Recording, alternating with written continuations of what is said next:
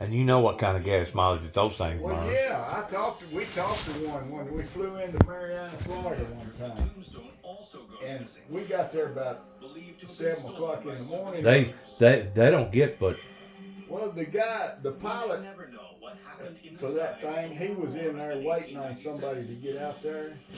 He said it takes. This is in 1979.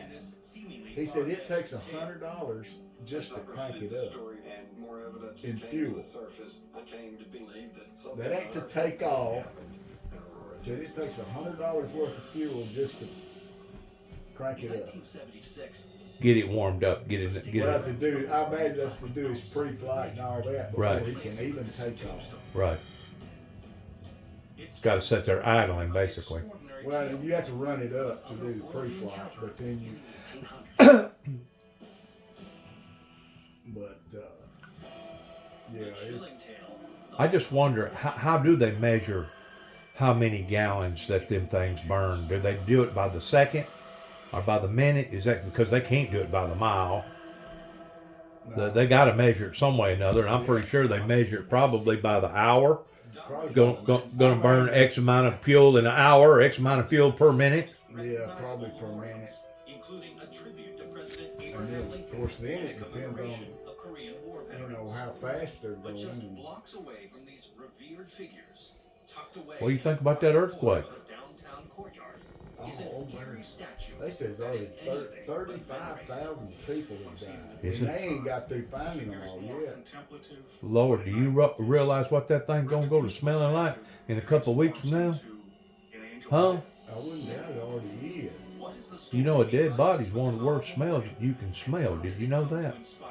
And then, you wonder how anybody survived the way that thing. I mean, Well, they're attacking the construction workers over there, which that may be part of it. But once more, where does the initial fall upon? It falls upon their officials over there that was allowing for all that to go on over there. You know what I'm saying? They beating the horse on the wrong end, ain't they? yeah. What? But from my understanding, Tony, they had brand new structures over there, brand new, made out of steel and concrete that still did not sustain during that because I didn't know that there's different types of earthquakes. I knew that there was different depths of earthquakes, but there's different types of earthquake, and there's an earthquake that shakes the ground, at a deep rate, and then there's an earthquake that goes through the rolling motion, and then there's an earthquake that goes like 3 foot to the east, and then 3 foot to the west, and 3 foot to the east, 3 foot to the west. That's supposed to be the worst kind, and that was the kind that they had. Yeah, that knocks the walls down. Well, you take a building that's any big at all. I mean, even just a single story, much less a 5 or 6 or 10 story. Once that building sways to confiscate for that 3 foot, and then all of a sudden the ground shifts back another 3 foot in the opposite direction, it's almost like a pop and whip effect. You know what I'm saying? The end of a whip that's where it gains its strength. That is whenever it comes back and it pops. Then it's got to reverse its momentum all of a sudden and go back the other way. And a lot of times those buildings just ain't built to take that. Matter of fact, I don't even know that our buildings over here is strong enough to withstand an 8.7? Is that what it was? I don't know. It's something like that.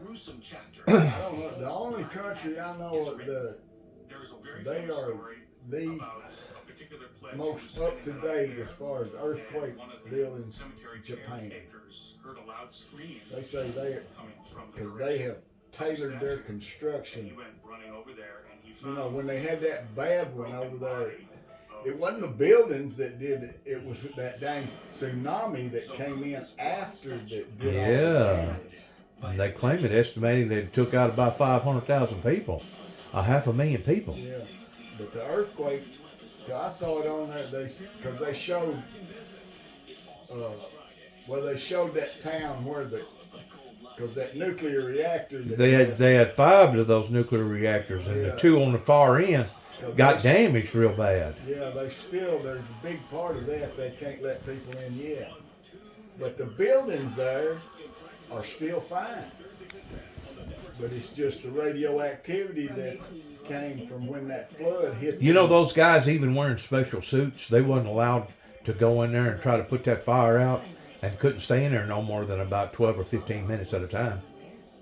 And whenever they'd come out, they come out throwing up and everything else. You know what I'm saying? Yeah. Because that radiation was so powerful, it was eating at them. And you know good and well, all them men that tried to save that town or save that community, they're probably already ate it with cancer right now, and probably majority of them probably's already died a miserable death. You know what I'm saying? Yeah. Because whenever you become radioactive like that old body, it's gonna react some way or another, ain't it? Yeah. Well, that was like Hiroshima and Nagasaki. They had, cancer in a lot of them people for years after that. Sure did. But yeah, they said 35,000 this morning and still counting. Could you only imagine what that whole environment's going to turn into the next 4 to 6 weeks, as far as, down to the nitty gritty, and people, without food and without necessities, go to fighting and turning on one another like that. It's an unbelievable, unimaginable environment that people has to deal with after a catastrophe like that. And it doesn't matter if it's a hurricane, doesn't matter if it's a tornado, doesn't matter if it's an earthquake, doesn't matter if it's this or that. I mean, the after effects, because you know good and well there's going to be some of those people, probably a whole lot of them people, that probably going to wish in the next 30 to 45 days that they was part of the victims that actually died. You know it? It'll become that Well, yeah. It'll become just absolutely gruesome to live there. Well, and we're not getting to see a lot of the... They ain't going to show that over here, Tony. Well, no, but I mean, what I'm talking about, there's a lot of places over there they can't even get to yet. Oh, I know. And we're not seeing them on the news because the news can't get there. But what I was told is that the majority of the help is going to Turkey, and hardly none of the help's going to Syria.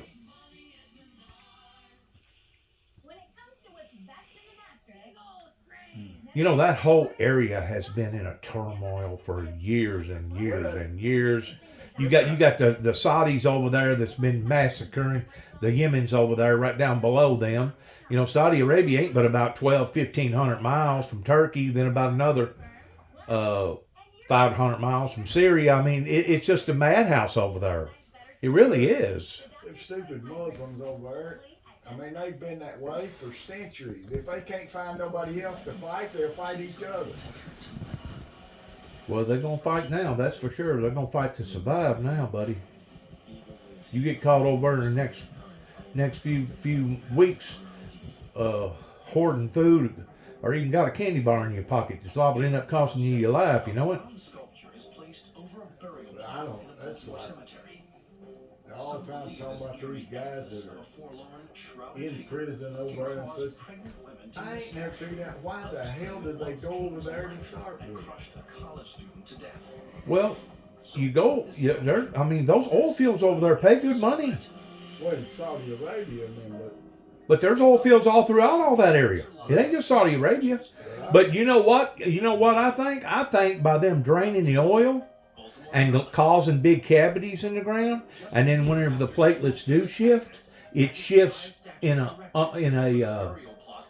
unordinary way, and that's what causes the massive earthquakes like that. And my God, it hadn't been a few years ago that Saudi Arabia had a big hole a big crater hole that swallowed a great portion of Saudi Arabia up. Just fell into a big hole. I mean, if you're continually draining substances, resources out of the ground, eventually there's going to be repercussions of it. There is. Yeah, I mean, just makes sense. I used to think that they filled it back full of some sort of like a water or liquid substance. They don't fill it full of nothing. They just drain it out and let it go. Well, and then too, you got to not only draining oil, that oil is under big pressure down there. Yes. And then they relieve all that pressure, plus make that hole. I mean, yes. One of the stories with Black Aggie Which they don't want to talk about that because they don't want to mess up the oil business. But I mean, just like down there in Florida, when they suck off, if it gets dry down there and the water, the water drains out of the ground. Yeah. Didn't you have all them big sinkholes down there? Yeah, I know. Florida's bad about having sinkholes, ain't it? Florida's probably one of the worst states, ain't it?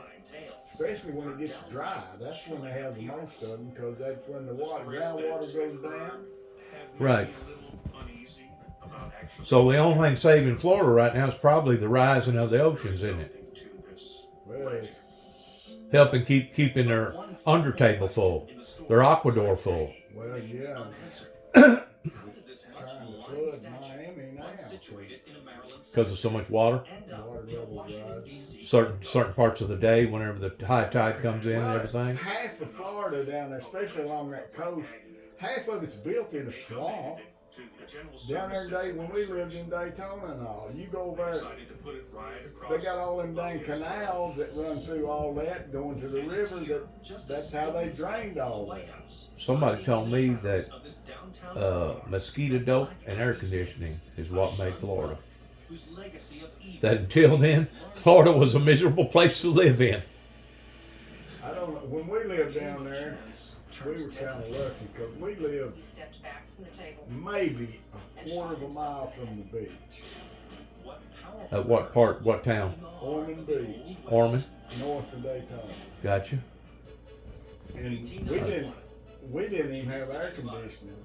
For the last 30 years, this But town now, has the exploded one reason we didn't need it to a booming mining center. was the way our house was. You could open the windows in the front of the house And get a heck of a breeze. and the breeze off the ocean would come straight through the house. Was you living down there after you got married, or was you living down there back when you were just a kid? No, I was about 10 years old when we moved down there. Really? How long did y'all stay down there? 3 years. Did you like it? You probably didn't want to leave, did you? Well, Dad bribed us. He said if we moved back to Tennessee, he'd get us horses. And us being cowboy crazy, Right. Right. Mom didn't like it worth the crap because she'd always had sinus problems. And down there with that salt breeze coming off the ocean, that was the only place we ever lived that she could breathe. Mm-hmm. I've lived down there 2 or 3 different times. It's done gotten so expensive down there that the natives can't even live down there. But you know what? Whenever it comes to it being elderly, senior citizen friendly, it's probably one of the best states out of all the states towards people being able to go down there and not be taxed to death on their property taxes. You know it? Of course, they make it up on everything else. They make it up on highway taxes and everything else down there. Probably the biggest majority of their survival down there is tourism, Well, yeah, hospitality. they're But I've lived in Homestead, I've lived in St. Augustine twice, and I've lived on the other side of Tampa, just north of Tampa, probably 25, 30 miles north of Tampa, where a company set me up whenever I was only 19 years old towards hanging steel. I was putting up a 11-story hospital there at Tampa, Florida. And at the time, my God, Tampa was wide open pertaining to parties and drugs and all the above. I mean, it was wide open in 1979. And as far as I know, it's probably still wide open. probably worse now. Still wide open. The black market is the only thing that has allowed for this country to survive, but at the same time, the black market is what's taking down the legitimate market, because whenever there is a catastrophe or some sort, where does the brunt of the blow fall towards? It falls towards the legal market, the government market. So between all the crooks, you know, you got the wealthiest of the wealthiest that's still dabbling around towards syndicate activity, working under the ground money, and those people are still doing real well for themselves. But then you got the other group of people that's basically holding a load. They're the mid class that's paying all the taxes. And man, I'm gonna tell you, Tennessee is one of the sorriest freaking states when it comes to their labor laws, ain't they? Well, Their minimum wage is still $7.25 an hour. yeah, but I mean, the thing about it, it don't cost a lot to live in South Tennessee. It don't cost as much as what it does in New York, Chicago, and LA, and places like that, as far as taxes and as far as necessities. But now, here lately, your necessities with food, gas, and milk, and everything else going up, Tennessee didn't get spared from all that. Well, yeah, but we don't have any state income tax. But most places don't charge 9.9%. No, but I'm all for that because that makes everybody pay the same tax. Yeah. That's probably the most fairest way of doing it, Ain't isn't it? no just because you're a rich guy and you can give to this and move this over. Rich guys don't pay. They don't pay taxes. Oh, I know. They gotta.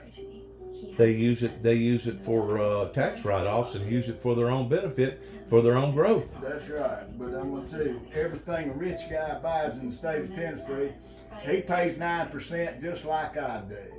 I love this so much because that was the first time my father chose me as a daughter. Yeah, getting back to the global warming stuff, Tony, I'm thoroughly convinced that global warming is real because you can go back 40 years ago, 40, 50 years ago, and we used to have some tough winters in state Tennessee. I got no doubt it's getting warmer. The thing I'm debating is they say it's all man's fault. I don't believe that. I believe part of it is maybe the natural cycle of things. Well, I've looked at it I've looked at it several different ways. And they went through back in the 70s that they thought it was cows farting that was causing the ozone layer to separate and break down. And then they went from that to hairspray, and then they went from that to R134 because they thought the R12 air conditioning antifreeze was causing it. And they went through 2 or 3 other different things, 2 or 3 different ideals toward trying to figure out what's breaking the ozone layer down, what's causing the ozone to be like it is above our heads. And there's no doubt everything that we have cycled into pertaining to helping on this and helping on that and diminishing on carbon dioxide gases towards putting all the pellets in the catalytic converters and all that's been a good thing. You know it has. But it goes back to what you said a while ago, cutting down all the trees. Yeah, I mean, what they're doing, a lot of it is they're eliminating the Earth's Natural ability. to cleanse itself. Right. And I mean, as bad as everything is right now, if you took every human off the face of this earth within 20 years, or not 20, but within a certain time, the earth would fix itself. Yeah. Yeah. It'd go back being natural. Don't you think that's probably one reason why those people back in the Bible day lived as long as what they did? Because they was breathing non-toxic fumes. They was eating non-toxic food. Then some of them people lived to be how old? 400 or 500 years old, according to the Bible. I don't know how true that is, but sounds to me like that they live old. There was a group of people, I think it was over in Thailand or somewhere. They got to looking around, and the average person that lived there didn't die until they was about 110 years old. Yeah, they had a whole community that way. Yeah, and they got to looking what it was. It was the iron ore in the ground. I don't know if it was the zinc or the copper or what it was, but they said that it was so plentiful over there that had to have been what was causing them to have long life longevities. Well, yeah, and they wasn't exposed to all these preservatives and all that crap like we. I'm gonna tell you, all this crap they put in our food is killing us. But did you know that the Salt Lake is drying up? Did you know that? I didn't know that until yesterday. Yeah. I seen an article come through the Facebook, and you know how big Salt Lake is? It's 60 miles or 70 miles long and about 35 miles wide. That is a big, big body of water, my friend. Yeah. That's a huge body of water. Last time I was over there, well, actually the only time I was over there, I thought to myself, my God, how does these people stand the odor out here? They have to become callous to it. You know what I'm saying? Because it smells like sulfur, and to me, sulfur smells like old rotten eggs. And to get adapted to that, I don't know. Can they swim in that thing? Yeah, they do. Some of them do. They do. Yeah. And Can you catch fish in that? No, fish don't live in there. Fish don't live in there at all? No, because it's too salty. It is. But they say you get out there. I never have gone swimming in it, but they say you get out there in it. Said you'll float like a dang cork because the water's so dang, thick. Yeah. Well, they was talking on the news about it this morning. Well, it's a lot of. They've had all kinds of problems out with it. Have you seen deals of there at Hoover Dam? Oh, the Colorado River? It's dropped something like 190 feet compared to what the level of it was in 1983. That's 20 stories almost. That's a lot. You can see on there. You can see on there the pictures of it where because it's the canyon walls are bleached white where that water's been. Right. And even there at the dam, I know I was out there in '98, and of course that water, it was up probably. They kept it up there about 30 feet from the top of that dam. Right. Now it's 100 and something feet down there on the water side. And they say that if it gets very much lower. Well, the only thing this year, they've had so much snow up there in the mountains this year that they think that's going to help. It's not going to bring it all the way back up. Why, no. It'd take years to do that. Why, yeah. It didn't go down all at once. Why, no. But it's But part of it is the droughting pertaining to the heat. And the other part, which just makes sense, that if you got a community or a state that only had 20 million people in it 30 years ago, and now that same state's got 60 million people in it almost, you got more people drinking out of the same pool of water, and because of it, you're going to use up more resources, ain't you? Yeah, they're sucking the water out of it too fast. And plus, I think that the earth is warming up, but I think it's warming up from the inside out. I don't think it's got a daggum thing to do with cows farting. You laugh. I really don't. There's no doubt that the ozone layer is getting hot. It is breaking down, and the atmosphere is getting hotter because it draws now more moisture up to the higher part of the atmosphere. That way, whenever it does release the water, it releases it all at once like a deluge, and this is what causes a lot of the flooding, right? Because it's so hot up there, right? You understand what I'm saying? But what's actually happening, Tony, is that the oil was put there not by dinosaurs, but the oil was put there to reduce the friction. You got rock rubbing against rock constantly. This earth is basically a living organism.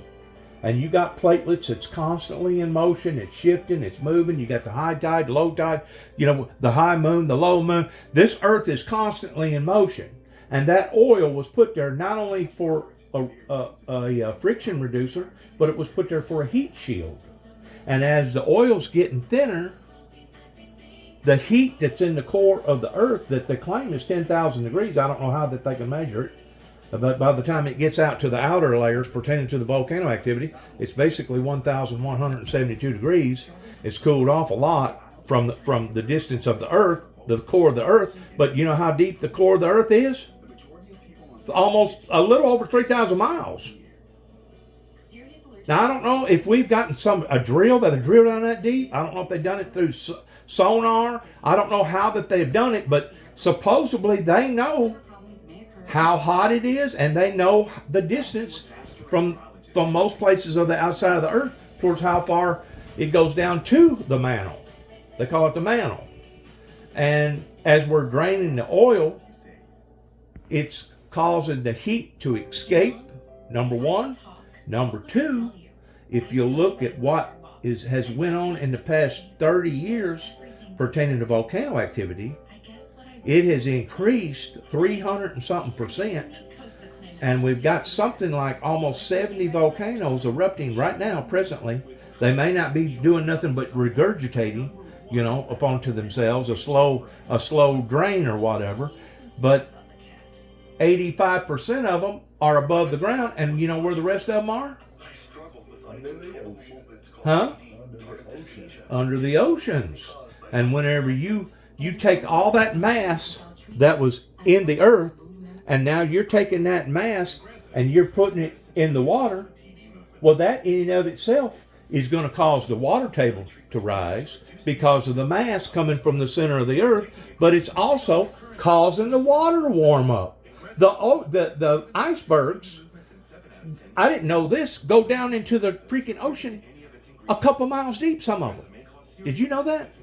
A couple miles deep. Well, whenever the water is warming up. They had one break off from Antarctica not long ago. I don't think they said it was bigger than Rhode Island. Rhode Island? Rhode Island's like 70 miles long. Had a whole shelf break off down there. Life has never felt so expensive. So why is Well, what we can see from the satellite is one thing, to shop with IKEA? and it's very deceiving, really, because depending upon the wind shift, depending upon how everything's went, we can actually increase in ice by what we see tangibly from the satellites versus what's going on below the ground, below the water. The water table. 70% of an iceberg is underneath the water. I didn't know that neither. But I'm thoroughly convinced, Tony, that the only thing saving us right now from this planet becoming uninhabitable is the two chunks of ice, one of them on one pole, one of them on the other pole. But eventually, whenever that ice melts enough, it's just like having two big pieces of ice in a glass versus two little pieces of ice in a glass. Eventually, the oceans and the seas are going to start drying up, similar towards how our water systems has been drying up here lately on the 7 continents. Now, if you get to looking, the river Euphrates that goes down pretty close to Turkey. This is going to be another catastrophe that's going to hit them too. In addition to all the diseases and everything, they was talking about that this morning. They said there's probably going to be an outbreak of cholera because they don't have no bathrooms. They're having to basically crap whatever, use the bathroom wherever they can use the bathroom. I mean, whenever it comes to sanitarian purposes, you can throw those out the door right now whenever you're involved in something like that. But the river Euphrates has become so low that crevices and canyons is now showing themselves that ordinarily you never could see or didn't know that they was in there. And they're saying that it's some of the most eerie, ungodliest noises that's coming out of them, like you wouldn't believe. And of course, if you know anything about the Bible, and if you believe in the Bible, what does the Bible say that's going to happen in the last days? It says that the river Euphrates will dry up, right? Okay, so ask yourself a question. If whatever's going to happen is going to be sustainable enough to take out the H2O in one of the most 5th largest waterway systems on the planet, the river Euphrates. I used to always think that the Mississippi was the biggest river in the world. Come to find out, we've got 4 or 5 other rivers out there that's a whole lot longer, a whole lot deeper, and a whole lot wider than the mighty Mississippi, and I didn't know that. But you got to put a little common sense with it. Well, whatever's going to happen, it's going to cause the river Euphrates to dry up, is going to cause the rest of the water systems to dry up on the other 7 peninsulas. So that tells me that Christ, basically being God in the flesh, could foresee what was going to occur during the time that we're living in right now, Tony, right now. And he said But the findings leave that crystal skull whenever you shall see these things coming about, to know that the desolation is at nigh, is at hand. determined by whom He said that there would be signs in the heavens and signs upon earth, such as mankind has never seen before. And we're seeing things now in the cosmos. We're seeing things now because of the Hubble. They got another satellite out there. It's supposed to be like 3 times bigger than Hubble, if you can believe that. We're seeing things in the oceans now because we've got the proper equipment that we can actually hone down in the areas and see where at one time we used to think that Greek mythology was all mythology, and come to find out it ain't mythology, it's real. There was actually cities and stuff down there.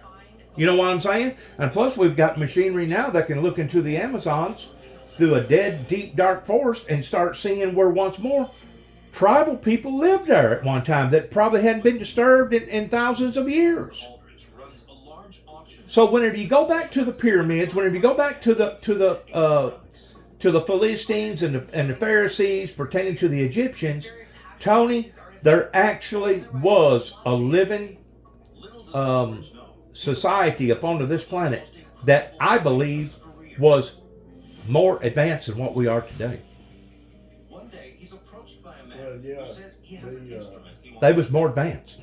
He presents Aldrich. Now their advancement was different than what ours is today, pertaining to ours being more in the engineering form towards energy, as far as electricity and having all these molecules and all these Well, of course, I'm a big YouTube fan. A century old.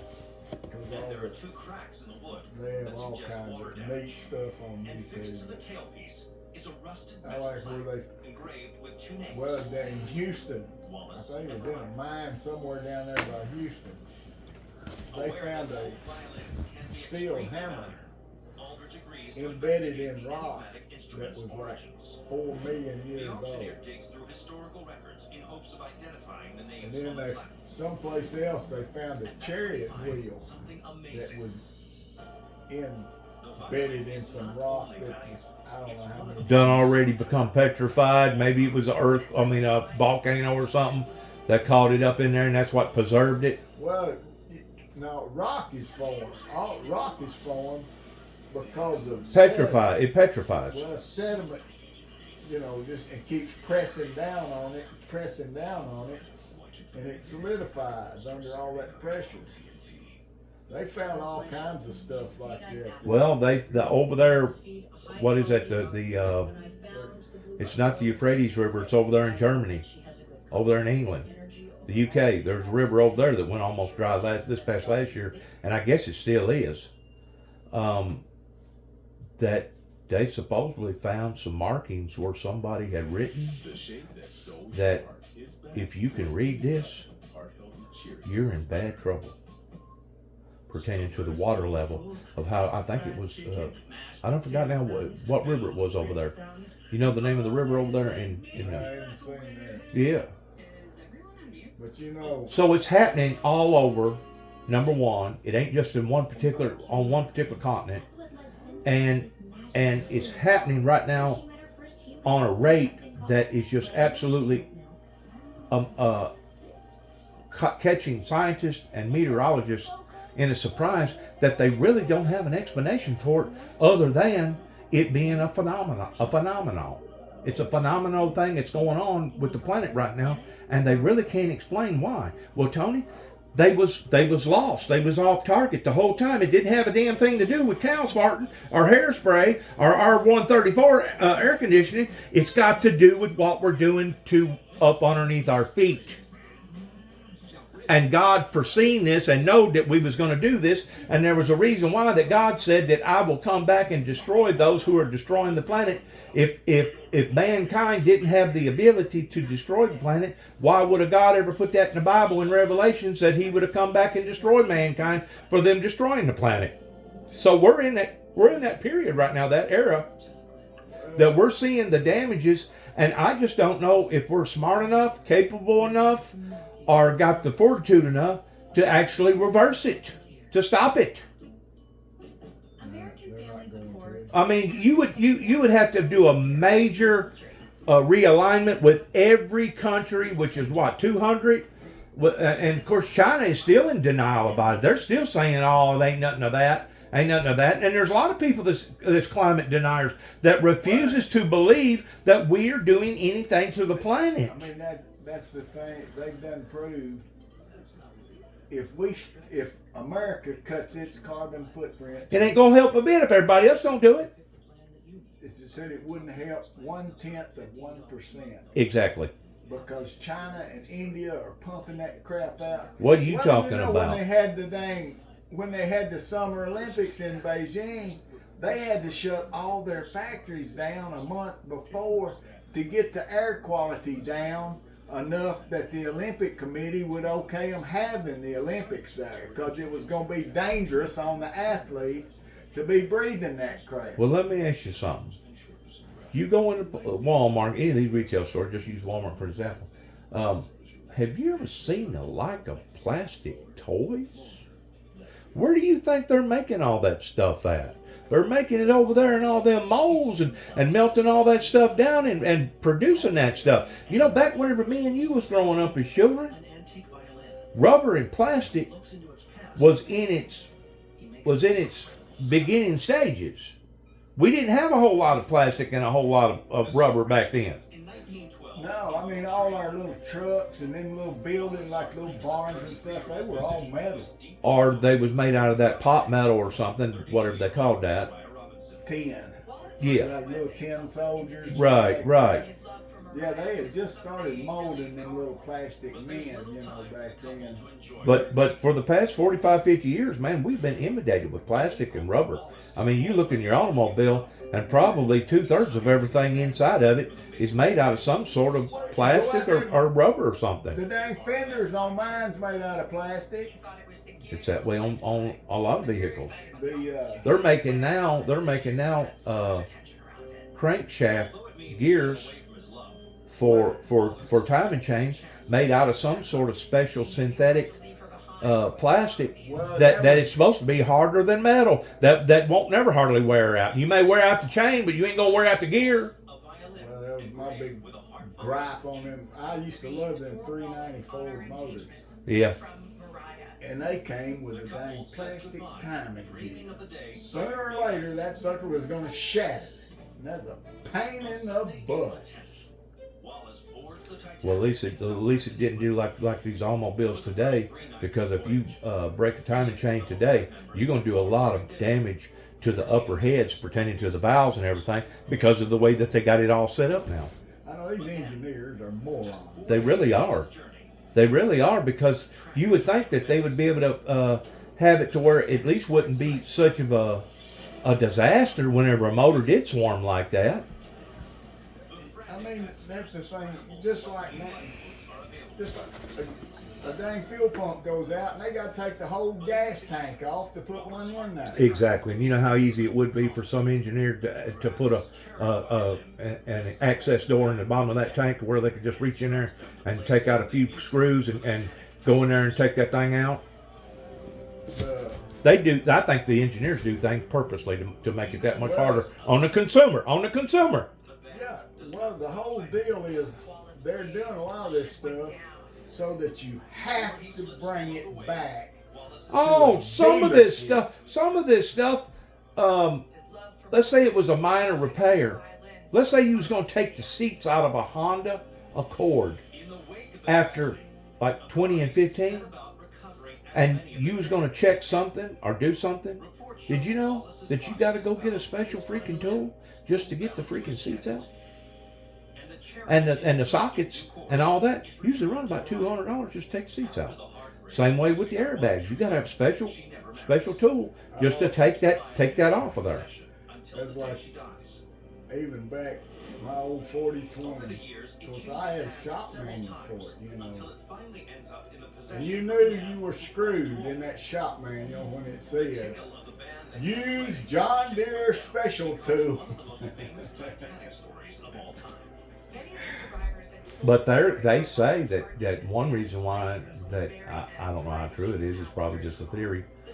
That reason why that so many people are getting cancer is because of all the plastic. Well, Now, everything that we drink or comes in, don't matter if it's milk, it don't matter if it's a bottle of water or whatever nowadays, it usually comes in plastic. And whenever they mold that plastic, it in and of itself, it has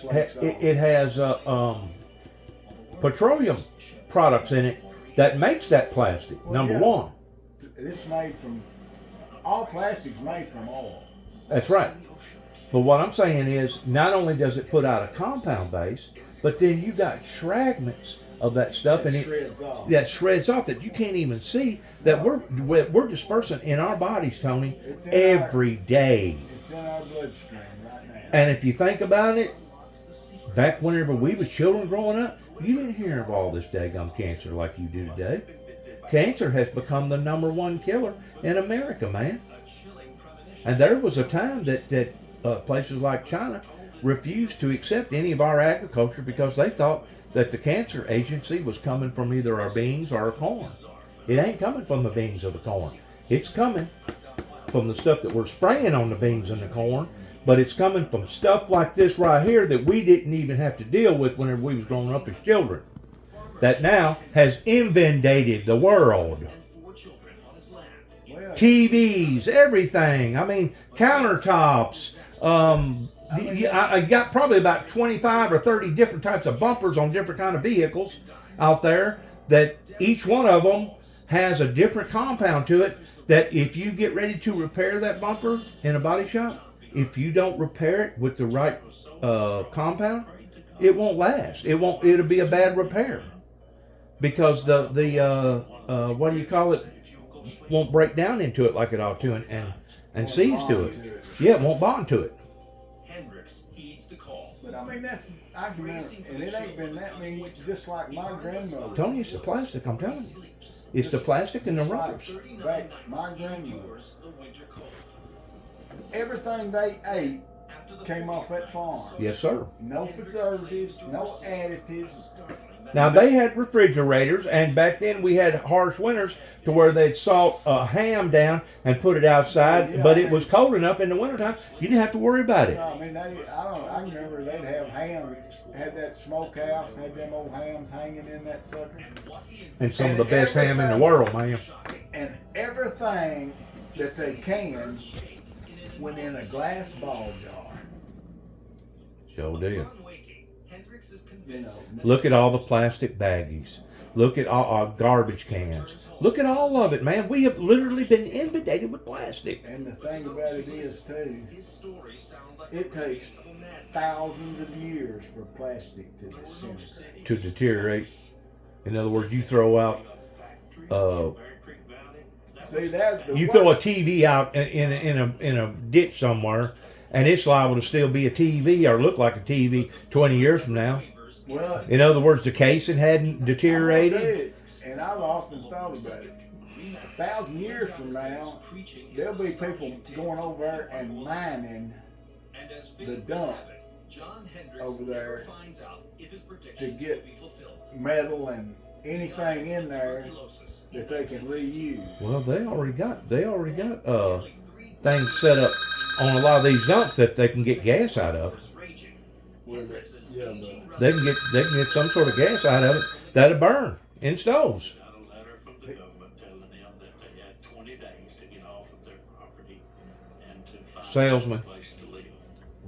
Con artist.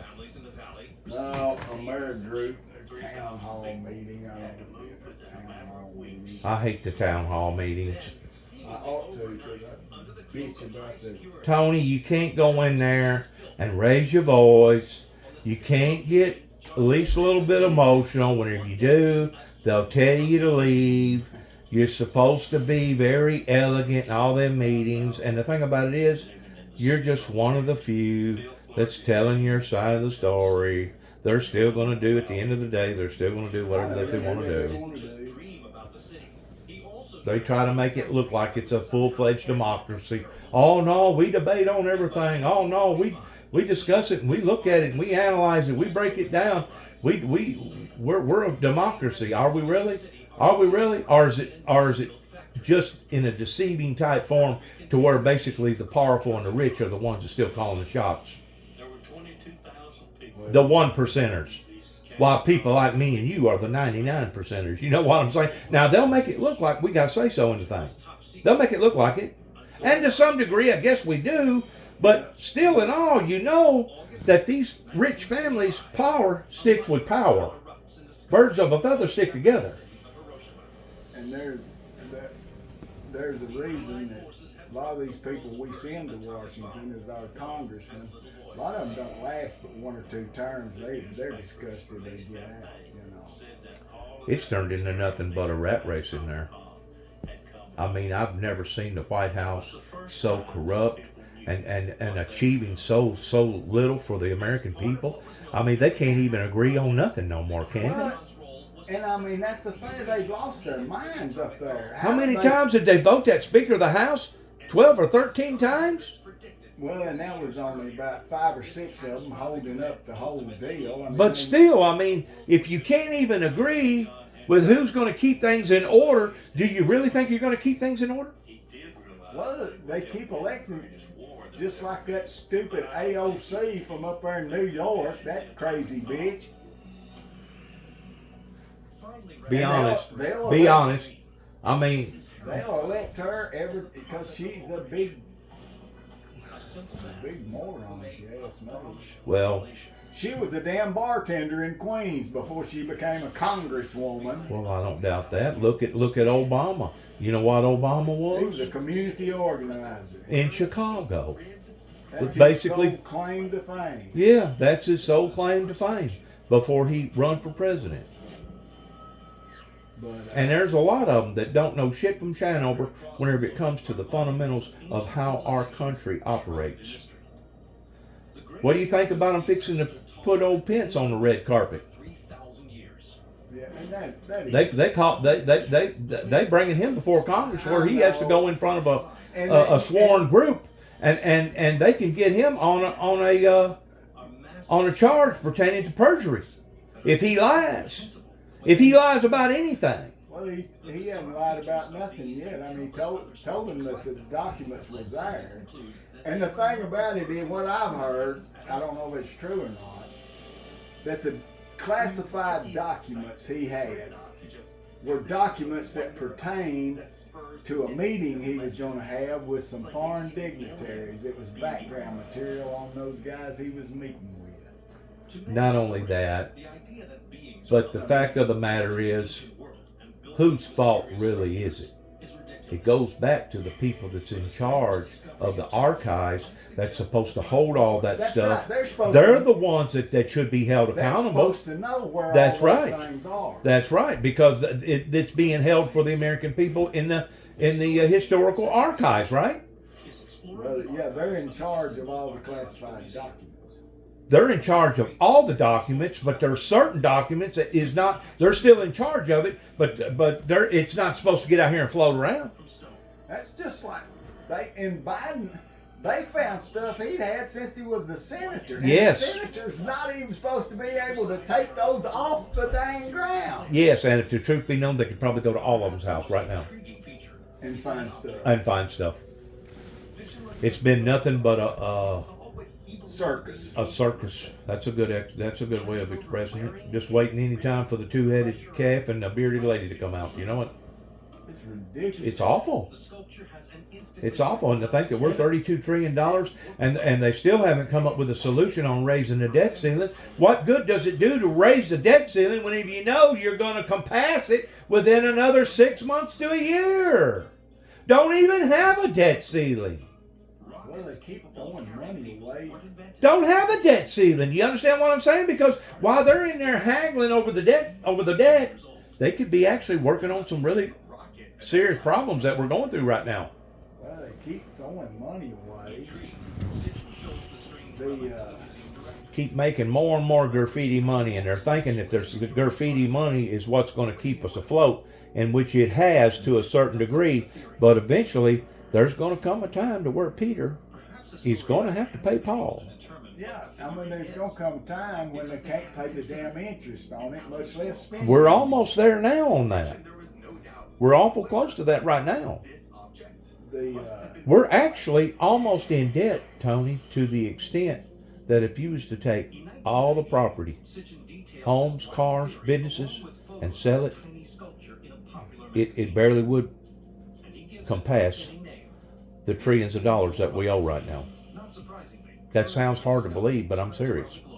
And whenever you have an organization that owes more than what it's worth, you know what usually happens to that organization? Goes under. You're daggum right it does. And you know the harsh thing about it, all these rich people, they've been putting all their money away in IRAs and CDs, and they've been taking their accounts and taking them overseas, and they've been, laundering the money back to where they don't have to, beating Uncle Sam out of the tax money and stuff. They think that they're exempt. They think that they're exempt from all this, but I got news for them. Whenever the system breaks, whenever the dollar folds, it's going to be just like a gallon of milk going bad. And whenever a gallon of milk goes bad, it don't go bad on the top and the bottom still good. It'll be the money will be just as bad on the East Coast as it will be the West Coast. You hear me?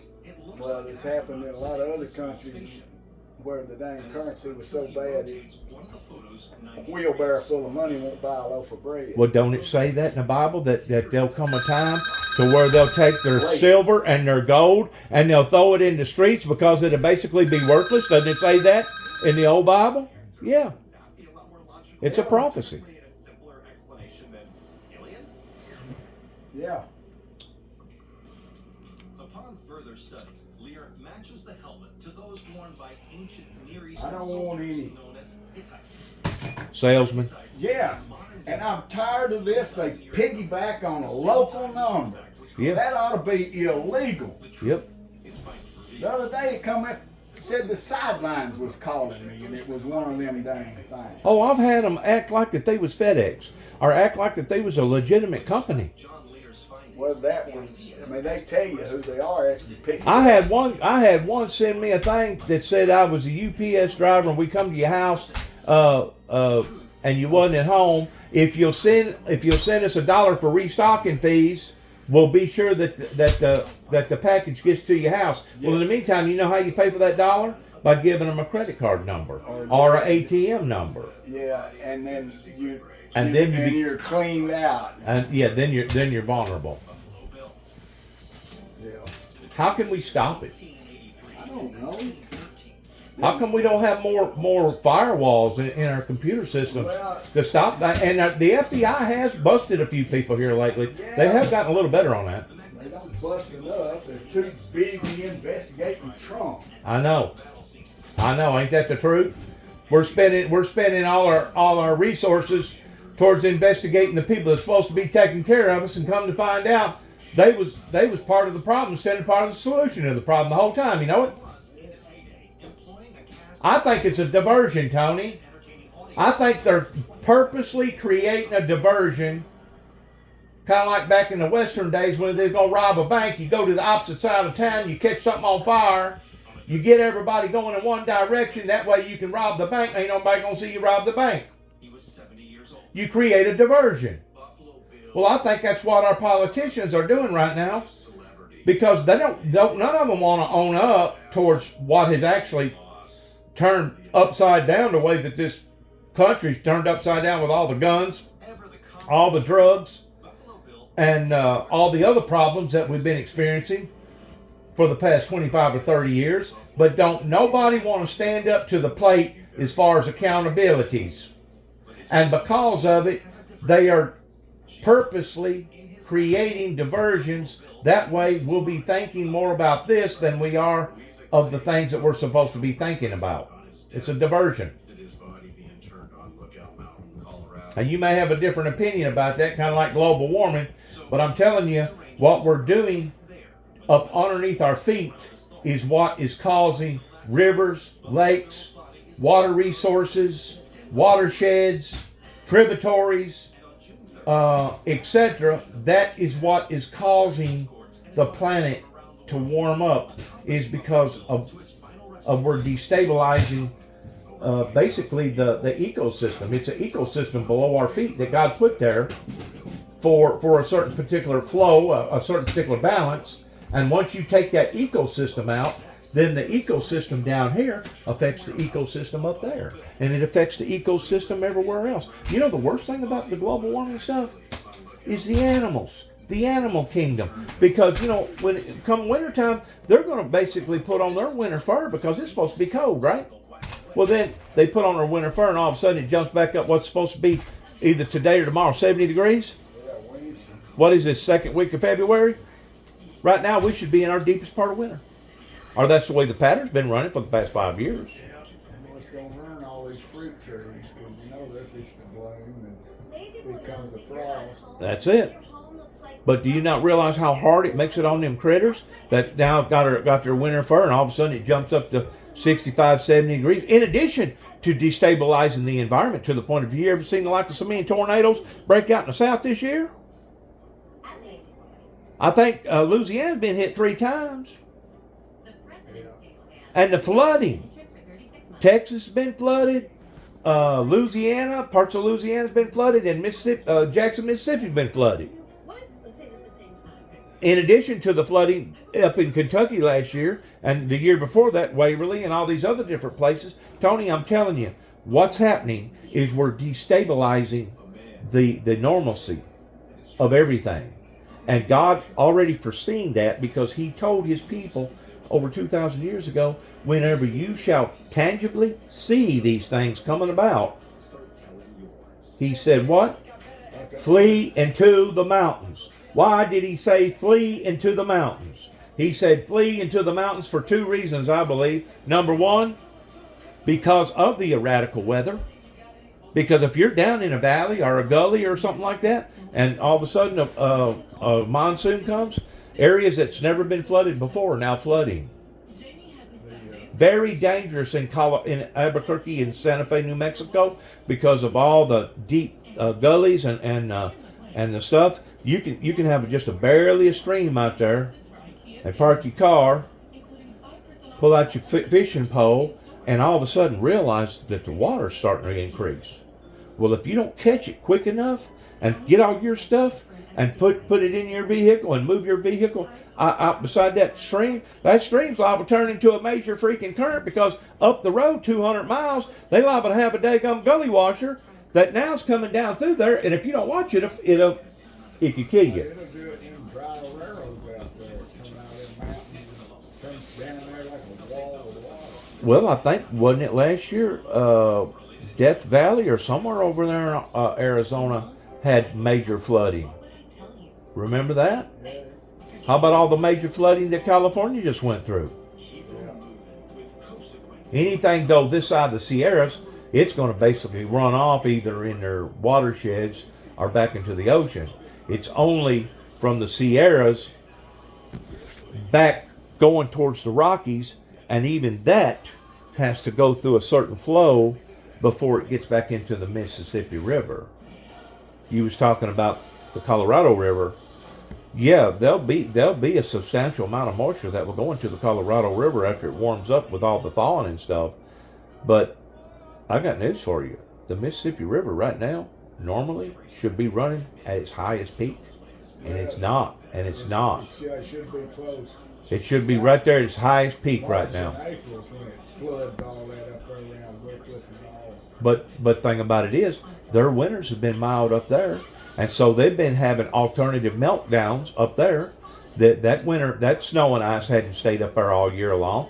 Periodically, they'd warm up for a week, and they'd have a thaw.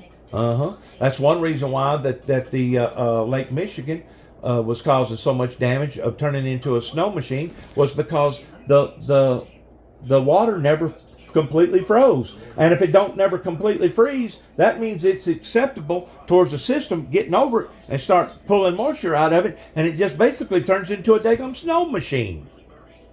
Have you ever heard of Buffalo, New York getting like 60-something inches of snow on one snowfall? They said they had people's houses caving in. Their citizens. They was freezing to death up there. And that one guy on TV, he said, it's shameful. He said it's absolutely shameful that we cannot take care of our citizens. But it's overwhelming the system. Did you know this, that Mexico City has 25 million citizens? Did you know that their water table and their water reservoir over there has went from like this big to this big? And they've been on a tier 2 category now for the past 3 to 5 years. And you don't go no higher than a tier 3. There is no such thing as a tier 4. Once you get to a tier 3, that means they're basically monitoring every drop of water that goes into your home as well as what goes out. And if you consume too much, if you take too many baths, guess what? Somebody's going to be knocking on your door, finding the piss out of you, or you're possibly going to be going to jail. On tier 2, you can't water your grass and wash your car. On tier 2. But there is no such thing as a tier 4. Once you get past tier 3, you're basically on the point of a crisis then. I'm glad in a way that all the rains did come out in California, because I think it helped of us experiencing a migration move, because you know good and well that those people over there are dying and they can't live. You know good and well they're going to have to pack up and move. Well, where are they going to move to? Probably right here. Probably on this side of the Mississippi River. They're going to move wherever that they can move to be able to still live. And we would do the same thing if it was going on over here. We'd migrate somewhere to you know. But that deal, going back to the Utah, over where the Mormons and stuff are, they said that once that gets so dry, is what they was talking about this morning. They said the wind will dry out all that poisonous, whatever that they called it, and said it would go airborne. And they said once it goes airborne, they said it will make people deathly sick to the point that it will become dire, depending upon the wind velocity and how much of it, you know. And you look at what happened during the Dust Bowl era.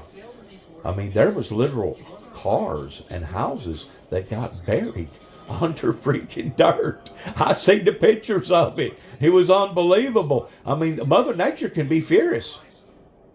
You know? It can be furious. And I think that's what they run into up there in Buffalo, New York. They didn't have snow plows. They didn't have snow equipment to be able to handle something like that. It's that much. Where's the snow plows going to put it? Exactly. I mean, it's already 6 foot high on the side of the road. Exactly. You can't put it on top of it. That's right. I mean, you run into a problem on top of a problem once you get that kind of snowfall. I mean, I know they had one girl that froze to death in her car. Oh, they had many of them froze to death up there. And they knew exactly where she was and knew she was in They couldn't get to her. Couldn't get to her. Yeah. And I think that's one of the things that emergency personnel was talking about. He said it's shameful. He said it's shameful in what has happened in Buffalo. You know, and he was saying it with tears in his eyes. And he was either a town city official or a county city official, and he was sick. He was sick because he knew that he had failed his community. They had failed their community. But whenever you have Mother Nature that goes just as far to the right as it does the left, once more, what did Jesus say? Jesus said, "Flee into the mountains. Get away from all the activity with all the people because of the commotions, and go up into the mountains because you're up there in high country, and you ain't got to worry about the flooding. You ain't got to worry about the high tides. You ain't got to worry about the superstorms coming in and taking you out." In other words, seek a place of safety is what he was telling his people. In other words, Jesus had already given out advisories and warnings telling us. And you know, one thing that makes me sick, it really does. You call up the insurance company. Let's say a limb falls on your car, or a limb falls on the corner of your house and does extensive damage. You call up the insurance company. He comes out with a little notepad. He gets to writing up this and writing up that. And the owner looks at him and says, "Well, what are you going to label it as being the cause?" "Oh, it's an act of God." "Oh, really? An act of God?" Maybe it was time for that tree limb to fall. Or maybe it was a supernatural storm that was created by the evil being Because it says in the Bible that in the last days Satan will come down in great wrath, because he knoweth his time is short. And you can't tell me that these evil, demonic, wicked spirits that a lot of people say that they believe, but they really don't, because it's a cool thing to say, oh yeah, I believe in the supernatural.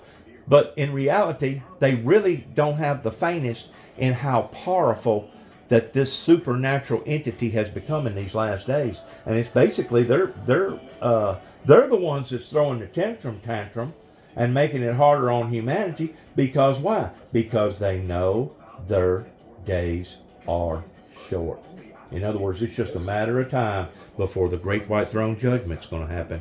And it ain't going to just be humanity being judged, but it's going to be every demon from hell that abandoned their positions and challenged the kingdom of God, that's going to suffer, Tony. That's going to suffer immensely. And I'm going to chase Lucifer to the very gates of hell if I have to make sure that he pays for everything that he's caused upon the humanity.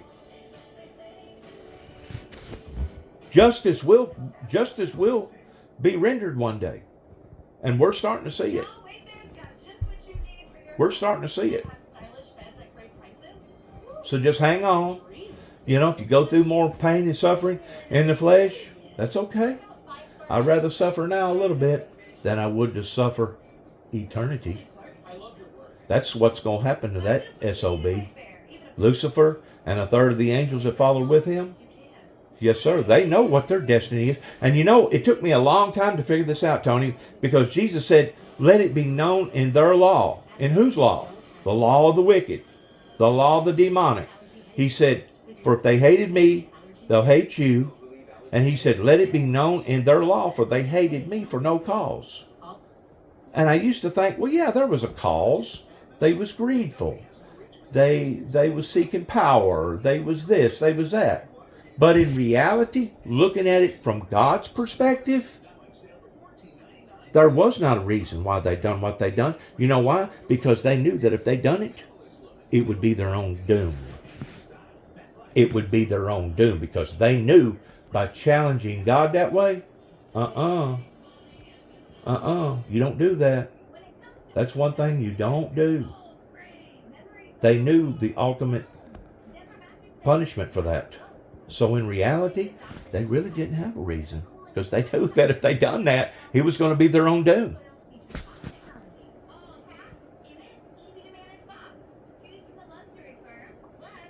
The world is full of evil, demonic people in it right now. Scam artists is coming out of everywhere. People now that money's gotten tight. Bankruptcy. I looked up bankruptcy yesterday or day before. Last year, it rose something like 500%. This year, they claim it's going to rise another probably 500%. You'll be surprised that people right now are barely hanging on from one week to another, paycheck to paycheck. And a lot of them are behind on their car payments. They're behind on their house payments. They're behind on stuff that they probably won't never get it back to normal again. Especially whenever you get to add all these penalty fees. You know, if you write, you get to add penalty fees on top of penalty fees. Plus all these interest rates have been going up. Right. Exactly. It's like I sent off a credit card payment today. And we filled out the check. Well, it's got this minimum payment. I said, hell no minimum payment. I said, whatever it says in that line, that's what we pay. The average interest rate right now, even with people with a good beacon score with credit, on just a regular credit card, is probably about 22, 23%. Yeah. And if you miss one day, you violate that agreement, then it can go up to like 27, 28%. Well, hell, that's like being, what do they call them guys out there in Vegas? Loan sharks? To where if you borrow $1, you got to pay back with $1? Well, that's supposed to be illegal, right? Yeah, but it ain't on credit card. They've turned that monopoly into basically a pyramid. Highway robbery is what I call it. And our government has sat back and allowed it to happen. Yeah, I mean, they ought to have limits on that credit card money. They have sat back and allowed it to happen. Just like whenever Hurricane Katrina hit down there in southern part of Mississippi, I've seen family after family after family get raked over the coals. We're talking about people that had never turned in any type of damage on their policy, and they've been holding their policy, some of them for 40, 50 years, and all of a sudden they depended upon that insurance company to take care of them. And what did they give them? $2,000 or $3,000 for a nuisance settlement. There was tremendous relief among the British people that their obligation Made up a big tale. Well, y'all didn't have flood insurance, and it was that 30-foot wave that caused all that damage. Well, yeah, technically it was, but at the same time, you got to realize, what was it that caused the 30-foot tidal wave? It was all the force of the wind. So they went down there and beat all them people out of trillions of dollars. That way the insurance company wouldn't have to pay for it, while their state senators and their county representatives sat back and watched it happen, Tony. The state of Mississippi. Them people one day are going to have a special place in hell. Well, I've always said the main thing screwing everything up today is insurance companies and lawyers. Of course, lawyers takes in most of the damn politicians. So that's what all they are. There's three things right now that's running the world. Petroleum, OPEC, oil, your medical industry, pertaining to your hospitalization and etc., all your drugs, and your insurance companies. Out of those three people, they hold more power than most governments, including the United States. So, by me saying that, what was wrong with my proposal whenever I proposed getting back to the police brutality of the incidents that happened down there in Memphis, where the 5 black cops killed that boy? And of course, I'm sure stuff like that goes on every day that me and you just hadn't heard about or knows anything about, because technology hadn't yet run its course towards all the cameras and stuff that was out there, and that was the only reason why that we knew that occurred. We called them red-handed, right? But the people have lost credibility in their own government. So the only way to gain that back, I think, is to bring in a third party, such as your insurance companies, to actually bond your police officers, like a doctor that's on a bond. That way, you'll have, if there's a problem over here with this police force over here, and there's a lot of people complaining, or there's a lot of lawsuits, well, you know what's going to happen if that hospital up there starts having a bunch of lawsuits? They're going to bring an investigator out there, and they're going to find out what the hell's going on in that hospital. You know what I'm saying? They're going to get to the bottom of it. You know why? Because there's some skin in the play now. Yeah. So that's one reason why these towns, these principalities or whatever, they basically govern themselves, kind of like Secret Service, and they can make up their own rules and make up their own lies to protect their own people. And they've been doing it now, Tony, for the past 100 years. And it's time for it to stop. And the only way to regain the American people's faith in the system is to change the system, because the system has been broken. The system has been broken. And I think that they need to bond the town, put them under some sort of bond, regulation bond, just like you would bond a doctor, or if I'm not mistaken, isn't an attorney under some sort of bar bond? I think so, isn't he? He's controlled by the state, whatever state that you're practicing law in. They can, at any given time, they can pull your credentials, buddy. They can disbar you. So in a way, they are regulated, ain't they? And the reason for that is because if they didn't have that, Tony, God only knows it's the stuff that these attorneys would be trying to pull over. That's a big part of law school is ethics. Ethics? There's certain things you can do and certain things you can't do, and You know, that's where they learn attorney-client privilege and disclosure, stuff that what you can do, what you can't do under the law. In other words, it'd be like the courthouse up here taking all their juvenile cases for the past 20 years, and all of a sudden they have a breach, and now everybody in the county knows what juvenile children had problems growing up. Well, that's going to breach people's faith in that system up there to the point that they'll never trust them again, will they? Never. No confidence. No confidence. And that's what's happened to our law. Yeah, that's what basically the FBI. I mean, it don't take no genius to know the FBI has been trying to cover up for Hunter Biden for the last 2 years. What foreign government's gonna give that drug-swirling moron money to do nothing? How about his son? How about his son? Hunter Biden. Hunter. Yes, that's what I'm talking about. It don't take no genius to know that they're buying influence with Joe Biden. They ain't giving Hunter money to do anything. He ain't got enough. You know what Donald Trump said whenever he run for office the first time? He said America is for sale. And you know what? I think it is. I think we've been walking backwards now ever since the assassination of Kennedy, and it's just now catching up with people towards realizing how far that this thing has really went. And whenever you get to looking at January the 6th, which, don't get me wrong, I don't agree with violence whatsoever, but the primary motive in what motivated them people was not Donald Trump. Their primary reason was because their eyes was open, and all of a sudden they realized, my God, we're screwed. We need to go up there and straighten out the freaking system. We're screwed. Yeah, it wasn't. Donald Trump didn't cause that. The system caused that. They was committed to their patriotic duties of trying to save the country. And a lot of them, of course, breaching the Capitol was a bad idea, but a lot of them were just like a bunch of goats. Once the Yahoos, bunch of weekend yahoos. Once the first ones went in, then everybody, you know, it's crowd mentality. Because a lot of them, after when they brought them up, they, you know, man, I shouldn't have done that. That was stupid. You know, I just got carried away with everybody else in the crowd.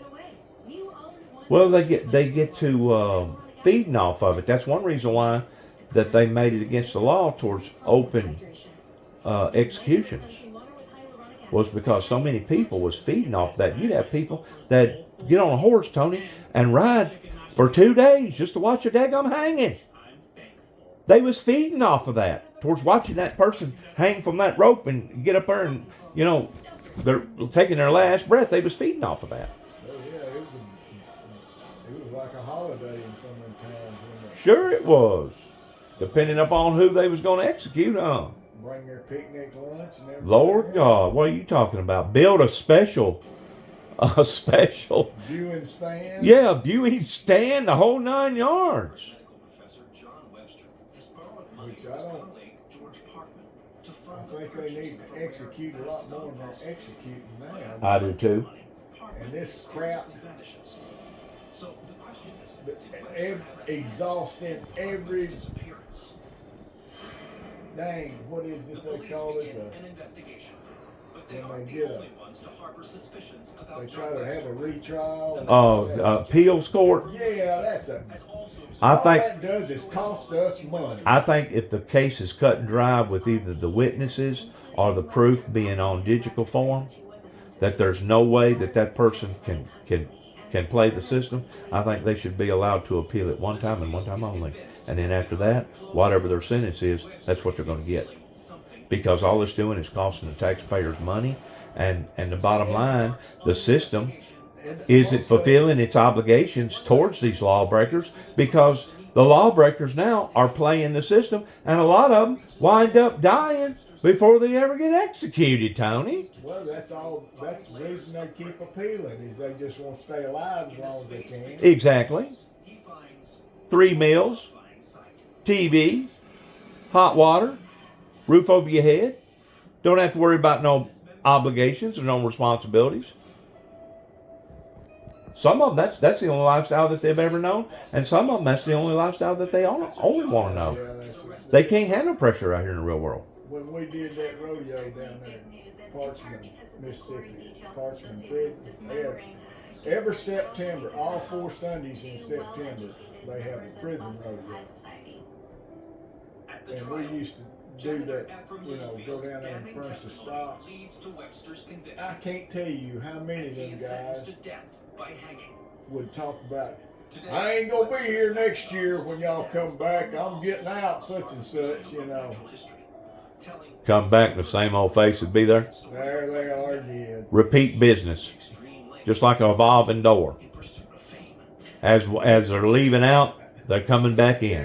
As they're leaving out, they're coming back in. So you can't tell me that the system isn't broken. And it's worse now. I mean, just like up there in New York, they're they go beat somebody up on the subway. They arrest them, take them to jail. That Fox guy, the whoever he was, a reporter or something, wasn't he? And he was trying to Help that old man. beating up an old man. Yeah. They beat him up, and those kids was back on the street before he even got to the studio. Yep. And everybody in that car sat there and watched it and act like out of sight, out of mind. Well, whenever you start operating like that, Tony, you no longer have a decent society. That's the same type of society that you have in prisons. You know, if you're in a pod with 15 men or 25 men, and all of a sudden somebody gets in a fight, and the prison guard comes in there, what happened? What happened? Oh, he slipped and fell. Well, what'd you see? Oh, I didn't see nothing. Well, what'd you hear? I was asleep. How about you? I was in the shower. See? And that's the way they operate. I'm telling you. That's the way justice in a lot of them pods work. Because if you snitch on whoever beat your tail, You're next. yeah. Or if you think that the first beating was bad, now you fix to get a second beating. Whenever you have society that's operating that way out here in the real world, then it's no longer considered a decent, Well, and civilized society. And up there, especially them teenagers, they know they're juveniles. They're not going to get nothing done to them. For the next 3 days, They, once more, they play the system. They know the system, and they know that if they create a heinous crime, they're not going to have to suffer like the adult's going to have to suffer because they're protected under that clause. I don't go along with what the psychiatric people do towards trying to declare everybody freaking crazy just because you had a bad childhood and you had a dream, you pissed all over yourself whenever you're sleeping in the bed. Well, we shouldn't end up capital punishment on this person. That's dishumane. That person didn't know what they was thinking. That person didn't know what they was doing. Okay, we'll just feed them for the rest of their lives and provide TV and shelter for them and Let them play checkers. letting them play checkers. And you know, some of them in prison are smart, and they're smart to the sense that that's basically what got them in trouble. But if they're really, really smart, a lot of them will get an education while they're in there. That way, whenever they get out, they can use it for their benefit. There's been many people that went into prison and wound up being attorneys and stuff like that before they come out. They passed the bar. They studied the books. Well, They figured it out. yeah, and that's the kind of people that, you know, there are a certain number that you can rehabilitate. There are. But there's a lot of them that they're going to be just as bad when they walk out as they was when they walked in, if not worse. Well, do you think maybe it's got to do with the type of punishment that our system is giving them? Well, that's just like down there at Parchman Prison. They're surrounded, every bit of that bean fields, cotton fields, all that around that. Where's that at? Down there in the middle of Mississippi. What's the name of the prison again? Parchman Prison. They called it because if you went there, you was parched, man. In the old days, they owned all that farmland. And then put that. Prisoners went out there, they hoed that cotton, they picked that cotton up. Really? It wasn't no, you went to Parchman Prison, you didn't want to go back. Now, we had They had the chain gang still active down there then. Yeah, they go out on the roads and stuff. Man, do you realize how tough it is with a shackle around bare skin and bare bone, and you got already pulling a chain that probably weighs 3 or 4 pounds, and you got somebody else attached to the other side of it? Do you realize how brutal that is? Towards every time you flinch, that buckle bears into your skin just enough to hurt you. Don't cut you. Ordinarily, it won't cut you, but it will aggravate the heck out of you to the point that it'll bring so much pain to you, you can't hardly bear it. Well, that's what their purpose is. And of course, when we was down there, we had a crew of trustees. I mean, some of them was hardcore, but they wasn't gonna hurt them. You know, they was down there, they was just doing their time. But they'd help us feed stock and move panels and stuff like that. And y'all done that for a charity for how many years? No, we got paid to do it. Oh, you did? Yeah, the state of Mississippi paid. Brought us in there. That come off state time then. And State payroll time. well, it was. I mean, no, they made the money back because they charged admission. People from outside, Would come in there to see it too. I got you. and the prisoners got to ride all the bucking stock. Well, there was a prison right up there in New York. Was it just last year that the conditions was so bare they threatened to shut the thing down? And there's been other prisons in this country that's gotten that bad. I'm gonna tell you, prisons has turned into mental institutions. And in a sense, you're actually better off in a mental institution, because usually a mental institution will keep everybody confined. They'll chemically seduce them to the point that you won't have all these fights breaking out and all this crazy stuff going on, to where if you go into a prison, you liable to get your freaking brains knocked out. A matter of fact, there's places in Louisiana that they claim whenever you first enroll that the prison guard's liable to hand you a shank and tell you, good luck, buddy. Good luck. Yes, sir. That prison system up there in Cook County in Chicago, they drag out about 2 to 5 people a week dead. And that ain't counting the people that gets raped and gets the crap beat out of them.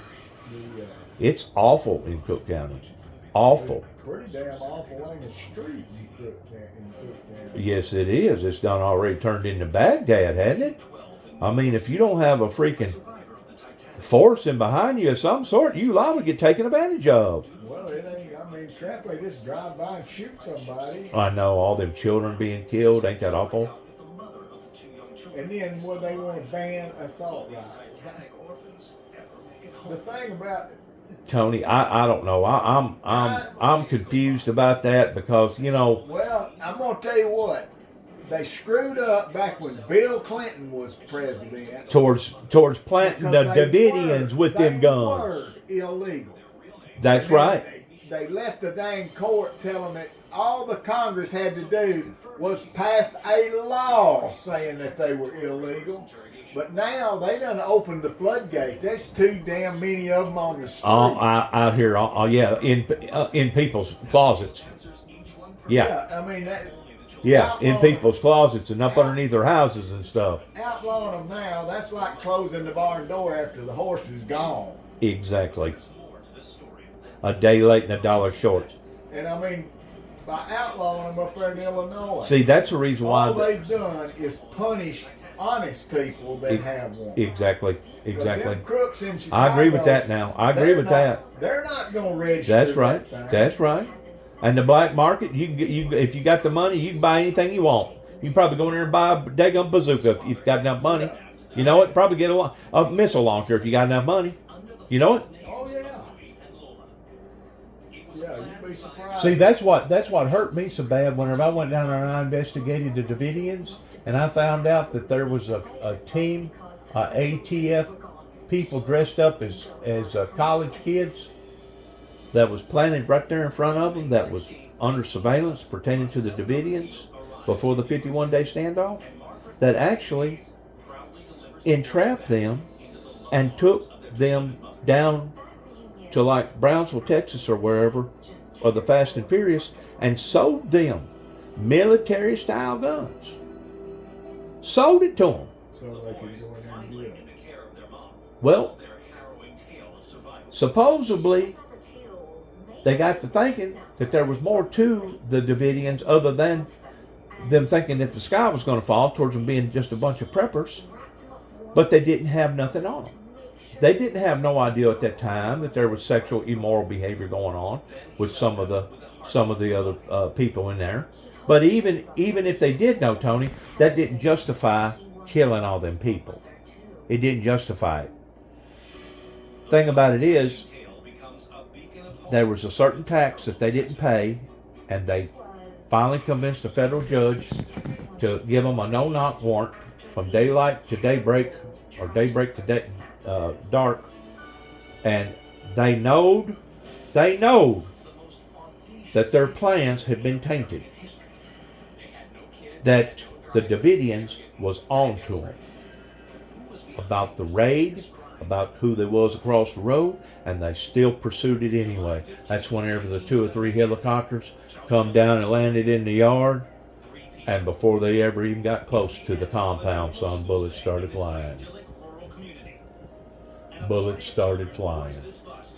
3 or 4 ATF agents was killed. David Koresh got hit in the side. 2 or 3 of his guys got killed. And whenever the other law enforcement agency got down there and looked at it, they said, well, y'all need to go home. Y'all made a mess out of this. That's whenever the FBI took over. Well, they made just the biggest mess out of it as the ATF did on the 51-day standoff. Because I say this, if they'd have waited just a few more days, Tony, they was already out of supplies. It was just a matter of time before they was all going to come up with their hands over their heads saying, we surrender, we surrender. If they'd have just bargained with them a few more days, they would accomplish what they had set out to do to begin with. Where they messed up, I think, is that they should have involved the Texas Rangers. If they would have involved the Texas Rangers and all that over there, I think they'd have settled it. They'd have settled it one way or the other a whole lot quicker in 51 days. Because them are some bad boys down there. Because they know what they're up against. Well, yeah, and the Rangers, they are pretty much by the book. They're by the book, but don't you think for a second that they won't plug a hole in you. You know, the capital punishment in Texas is still going open down there. They kill them down there, capital punishment, either by electrocution or legal injection every day. Every day. So whenever the governor gets on TV and tells people how that he's been let down by our president because of all the illegals that's inundating their country, he's right. He's right. But you know what, Tony? They brought it upon themselves because there for about 30 years they played the system. They was allowing for all them illegals to come over, help them in labor, help them in them fields, help them build all them hotels and stuff, giving them about half the amount of money what they should have had. And word got out because most Mexicans, whenever they come over here and work, if they get paid, let's say $500 a week, they'll hang on to 50 of it and send 450 Western Union back to Mexico to help their people. And they have never and won't never forgive Sanchez for giving up on the war down there and letting America take over that property. They hate that freaking guy. They hate that guy because that took Mexico, that gave them a second seat and put them in a very, very bad position. That, what was it, the 1812 war? Hey, Mom. That's whenever Davy Crockett went down there and 1836. was it 1836? To play. We do everything together. Mama, I guess what I really want to say is thanks. There's been a lot of stuff happen to this country, and I really hate to see it go back into a bloodshed mode. But if the truth be known, the president should probably declare today or tomorrow that America is under siege and we've declared civil war in our own country because of all the stuff going on. It's only increasing every day. Well, I think How you gonna stop it, Tony? because You're gonna have to buckle down on the lawbreakers. You're gonna have to punish these people and make believers out of them, even if you have to bring capital punishment back out into the eyes of the people and say, hey, you know what? We're fixing to hang this guy. Y'all want to come and watch. But we're telling you right now, if you do anything even similar to what he done, the same thing's going to happen to you. Now, if they'll make some examples out of some people like that, I think it would at least slow it down, don't you? Yeah. And I hate to say that because I'm a Christian. Well, I know, but that's the thing. That's good. Now, these people are doing these crimes because they don't think they're going to get money. Just like the NRA, what's the president's name? NRA, Blue Diamond almond. Huey, Milk it. Almond milk it. he's a famous guy. He was an actor. I know who you're talking about. He said the only way to defeat a bad person with a gun, He's a good guy. He's right. and that's the Just way like- it's been where was all it? along. Wasn't it up there in Ohio or Indiana where that guy pulled out that gun, shot 2 people, and was fixing to shoot a bunch more, and that guy that had a concealed carry pulled out his gun and shot him Yes, from sir. 45 feet away. Yes, sir. How about the ordeal down there in Texas with all the school children? And them sitting back for over an hour without making a move towards all that. Was that shameful and disgraceful or what? They ought to take the badge away from everybody that was there. That's the reason why I say there has to I mean, be they a way to stood govern. there. They stood there and let them kids bleed to death in that room when the door was open. I wouldn't care. Why didn't they get up to the window and shoot the bastard through the window? I don't know. If it would have been me, I'd have stopped. If I had to, I'd have drove my vehicle through the wall. I would have taken a chance towards possibly injuring one of them children just to get in there to him. I would have stopped him, Tony. I'd have stopped him. Yeah, I mean, if I'd have been a cop there, I don't care what he said, they'd have had to restrain me to keep me from Well, going think through about that this door. for a second. Think about this for a second. The Katrina flood, which was one of the major disasters around here in the 21st century. People was standing out with boats, and this is where the group, what are they called? The Louisiana something. The Cajun Navy. The Cajun Navy. This is where the Cajun Navy come in at. That they all had all these boats, and they know that people was out there that needed rescuing. They was on top of their houses screaming and hollering. But you know what they was frightened of? Frightened if they tried to help them. Next thing you know, they'd turn on them. And next thing you know, the very people that was trying to help them would sue them. And they'd wind up getting fined or going to jail because of trying to do the right deed. Finally, the governor said, you know what? I'm taking this upon myself. Y'all go and do what you're supposed to do. Our law has become so crooked, Tony, that it's turned upon to our own selves. You know, there is such thing as a Good Samaritan law. And they finally passed it a few years ago because up until this, if you were trying to pull somebody out of a burning car, and let's say their back was broken in a wreck, but you saved their life, they could actually come back and sue you because you tried to save them by pulling them out of a burning car. Well, now they can't do that. They've changed that law. Now they can't do that. But still, people are skeptical of doing the Good Samaritan thing, not knowing if they're going to get caught up in something that's going to wind up ruining their own lives. Who has done this, Tony? Our own law, our own system. It's basically now regurgitating upon to itself, and you know who's paying for it? The citizens. The citizens. The crooked ass lame judges, the crooked ass lame high dollar attorneys, and it just bleeds all the way down from the White House to the schoolhouse to the church house, all the way to the outhouse. While they claim crap rolls downhill. And it does. And it does. We're at the brink right now of almost a civil war. Yeah, Right here in the United States. yeah, because the liberals and the conservatives, I've never seen things so far apart. I don't want to be a Democrat or a Republican. If I vote again, ever again, it'll be strictly independent.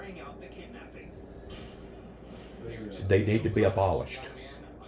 just like the responsibilities with all these towns, with all these unions that protect their police force. And there's no doubt, there's times that a good policeman has to use bad tactics to be able to take down a criminal. There's no doubt about it.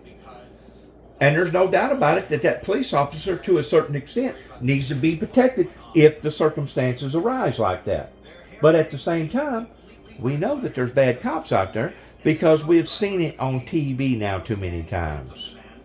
Well, there's a lot of them guys, a lot of guys become cops because they like the power. And they get used to telling people what to do, and when all of a sudden somebody don't want to do what they tell him to do, they snap. Well, I can understand why the black people want to run. I mean, if you got such a record towards the black people getting shot at and abused and taken advantage of, I'd want to run too if I was black, wouldn't you? You pull me over if I'm black, I'm gonna run from you. You know why? Because I know you fixing to try to ruin me. You fixing to stab me in the back, buddy. You fixing to cut my throat. Which, I don't know, it's hard to debate on who brought it upon who the first. But, I mean, it's turned into a Wild Wild West show. And I'm telling you, the only way to straighten it out, because the American people's lost confidence in the system, is to get a third party to govern these towns and to govern, take control over the unions. Make sure that your men was trained adequately. Make sure that if they just got through coming out of the services of 3 tours in Desert Storm, that they've been debriefed properly and they can live among the civilized people without being a freaking scorpion that wants to just get out here and concave a bunch of freaking people's heads in and just go to killing people left and right. You know, those guys got to go through a debriefing. They're animals whenever they come back. But that's what we teach them. We teach them to be animals. Tony, we want them to be crazy, but we don't want them to be so crazy that we can't control them. You know what I'm saying? That's what makes a good warrior. Well, yeah, we want them to be aggressive, but we don't want them to be. We want them to be tameable. That way, whenever they come back, even though they're all scarred up, marred up, they can fit back into society. Where society has failed is that, once more, this is part of that broken system, is that a lot of those guys come back and they really didn't have no alternative other than to become homeless. Do you know out in California they got more homeless people out there pertaining to veterans than anywhere else in the world? But part of that out there is the dang price of housing out there. What do they call that? Tent city or something out there? People urinating on one another? feces all everywhere. You know good and well that's going to cause cholera and typhoid and every other kind of disease out there.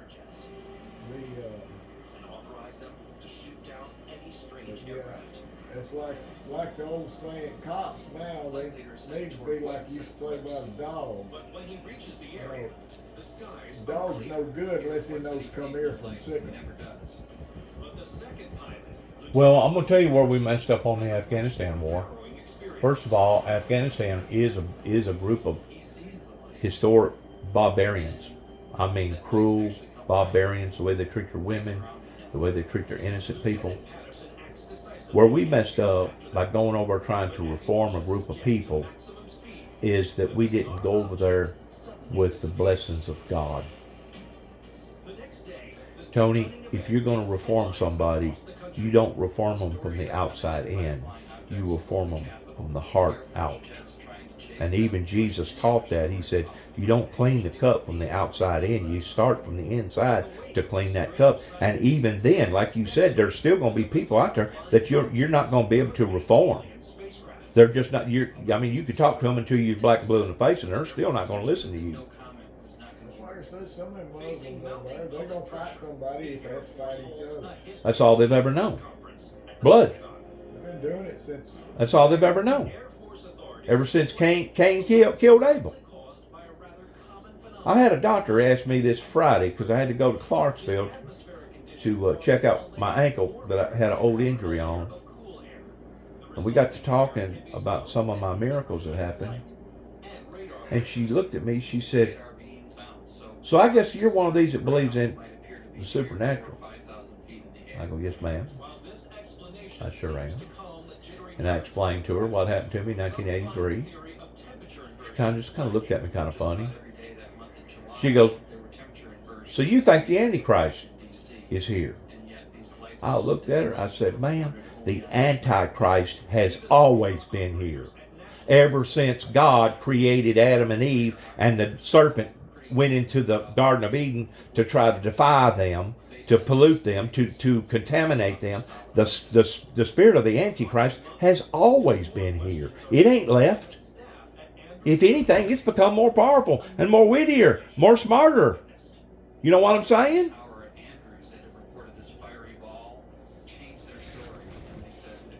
And I looked at her. I said, "Well, are you a believer? Are you a believer in God?" She said, "I don't know. I kind of struggle with that." I go, "Well, you either are or you ain't." She goes, "Well, I was raised up as a Catholic." Well, that explains it.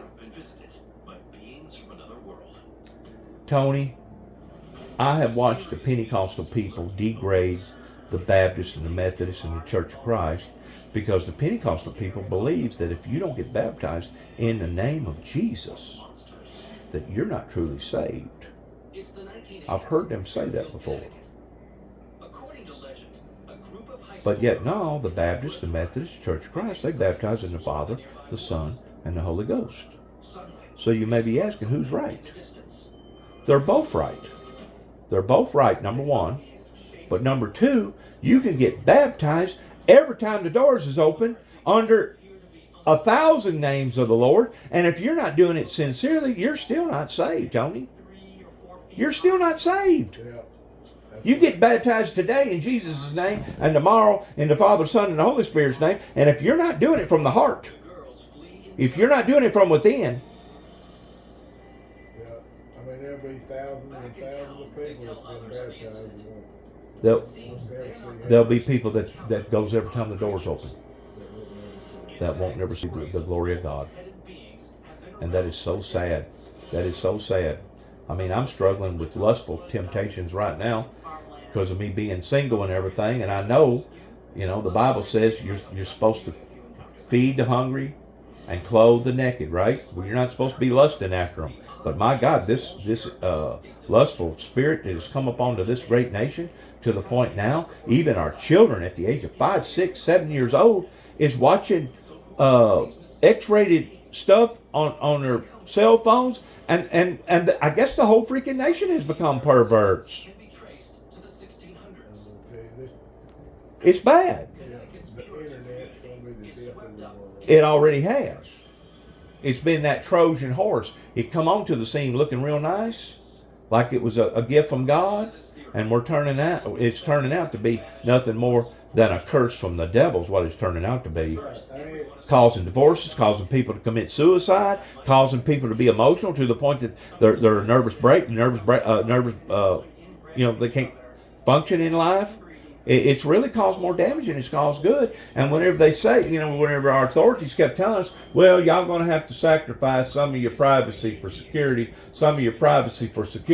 Well, this has been now 25, 30 years since they was telling us all that. And we sacrificed our privacy because you can't go nowhere without cameras looking at you. You can't talk on your phone without somebody possibly, under surveillance of some sort. You can't text without somebody knowing about it, somebody looking at it, We have sacrificed our privacy and we still don't have our safety. So they have failed us, Tony. The system is broken. Just like Donald Trump said, the system is rigged. It's time to drain the swamp. You know what I found? I found down there at the old Davy Crockett bottom that now they've called it Gooch's. I don't know why they decided to do that. I still argue about that. I don't like what they done. But that's neither here nor there. But I've seen times when that Davy Crockett bottom, parts of it would drain and the other parts wouldn't. That old green film that gets on that water and just becomes stagnated with all kinds of mosquito infestation and all kinds of other stuff. I guarantee you, once the water starts coming back up, that green film's still going to be there. You know why? Because you didn't drain the whole swamp. You got to drain the whole thing and start all over again from the bottom up. Drain it, dry it out, fill it back up. That's the way you do it. But You can't drain just one section of it over here. You know what I'm saying? Because I guarantee you, that green algae, whatever they call it, it's still going to be there. Swamp scum. That's where the monsters live. Them old boys, them old alligator boys, they're something else, ain't they? Man, they can handle some of them gators. I'm talking about a gator daggum twice as long as a human being, 10, 12 foot long, weighs 300 or 400 pounds. Tony, how do they eat them things? How do they eat them? Are they good eating? yeah, them alligator tails good stuff. They are. Them Seminoles down there in Florida, they I was told they make good money off doing that stuff. yeah, see, well, it ain't been, it's been several years now. I know back when, in the 70s, 80s in Florida, they stopped them from hunting alligators altogether. Because there was, you know, Poachers, yeah, they was dying out. they wasn't doing it like they're supposed to be doing it. Well, they was killing too many of them. I got you. They came back. I mean, I knew some guys back then that was still down there. Bergerons and them down there in damn airboats. They'd go out there and hit them in the head with a ball peen hammer and drag them in the boat.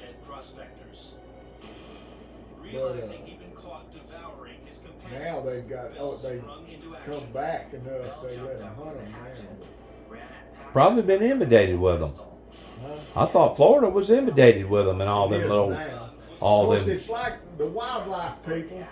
Anytime they say something is an endangered species, and they stop everybody from killing one, they don't never let go of it until there's so damn many of them that were overrun. Right.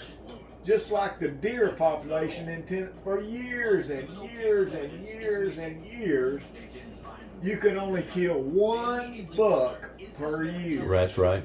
Well, now it's dangerous to drive in Weakley County at night because of all the damn deer. It's worse up in Kentucky. Oh yeah, you get up there in southern Kentucky, around Pilot Oak, you better be going 30 miles an hour or less. It's worse in Kentucky. But you know what? I come out of Dresden the other night. It was Friday night whenever I was up there in Clarksville visiting the doctor. Tony, I swear to you, I seen something that looked like a dog. It had the resemblance of a coyote, but its ears was big and round looking. It wasn't a deer. I don't know what the heck it was. I've never seen an animal look like that. But it was two wild animals that was debating on going to cross the highway, and I thought to myself, what the heck is that? It's a coy dog. A coy dog. Where coyotes and dogs. Mix, intermingle. And I'm talking about they stood up high. They was like They may have been a Great Dane. They was like knee high. I mean, they was big. May have been a Great Dane crossed with a Dane. Had an ugly looking face, but its ears was really wide. There's a coy dog, I bet you. A coy dog. So it's not really Well, it's a cross between a coyote and a dog. And they're really dangerous because a lot of them coy dogs are not afraid of humans at all. they're not. Because they've been got enough domesticated. dog in them. They got the domesticated gene in there to where they're not scared of humans. And I bet you they probably had babies and stuff like that attacked, huh? Yeah, I mean, they're People having picnics and stuff like that. Coming up on them at night, being in a tent or something. well, Be hungry. yeah, I mean, they wouldn't. That's the reason why you're always supposed to pack up your food. You don't leave nothing out where it can be smelt. You know what I'm saying? You don't throw garbage away like that. You wrap it up. You seal it. You don't let the bear smell of it and all the other stuff out there know that you're out there. Man, they can smell that stuff probably a mile away, don't you think? If the wind blowing just right, don't you think they can smell? If you was cooking hamburgers, don't you think they can smell it? Oh yeah, them cows can smell anything. I mean, they're like a dog. They smell stuff. I know that's like that dang Catahoula I used to have. That sucker he could smell a bitch in heat 5 miles away. I know. Cats too. Cats too. And where they get that sensitivity to be able to smell that far is still beyond me. It's almost like some sort of a sonar system going on them. You know what I'm saying? It's like something's told them, okay, she's in heat again. Come on over here. That dog was something. And he could jump over. He could jump over. An automobile. Under, dig through. You name it. That dog had puppies. Spread all over the world. You know, there used to be a bunch of wild dogs down there on Beech Ridge Bottom. And they claimed that they was so aggressive that some of the cattlemen had baby calves that was taken down by them. Now that's getting pretty bold, ain't it, for a pack of dogs? But they work in packs, don't they? Yeah. They know how to do that, don't they? Coyotes work in packs. Oh, they do. Yeah.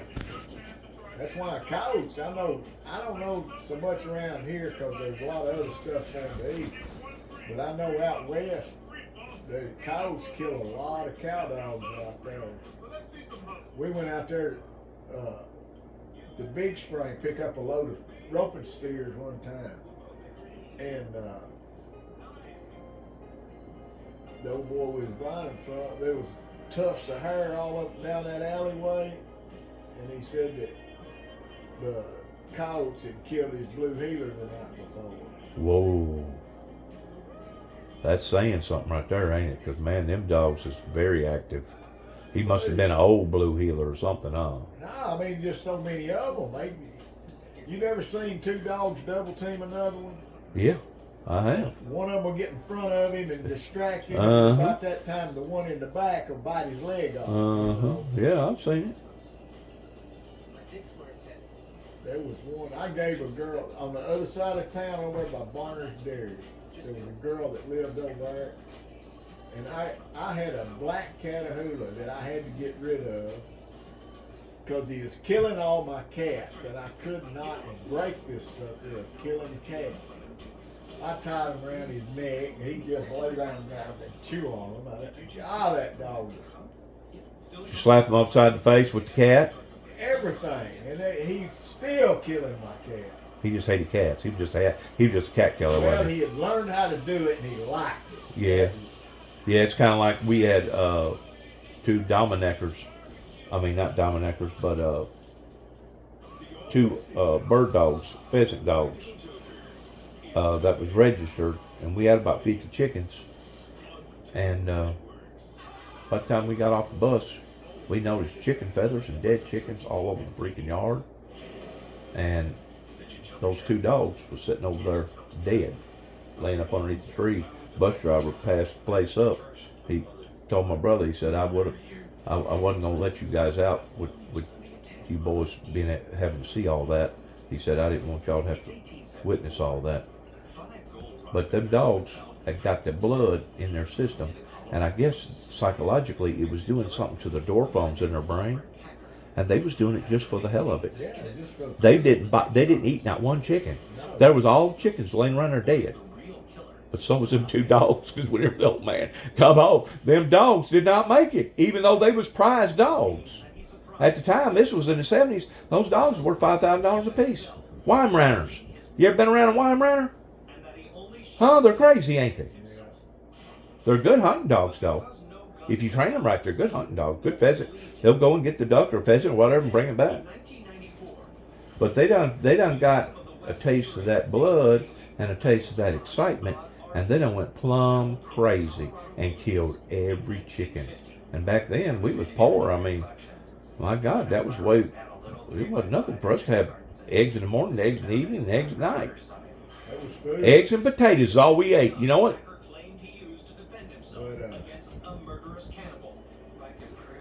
But yeah, some of them dogs, they get trained just right.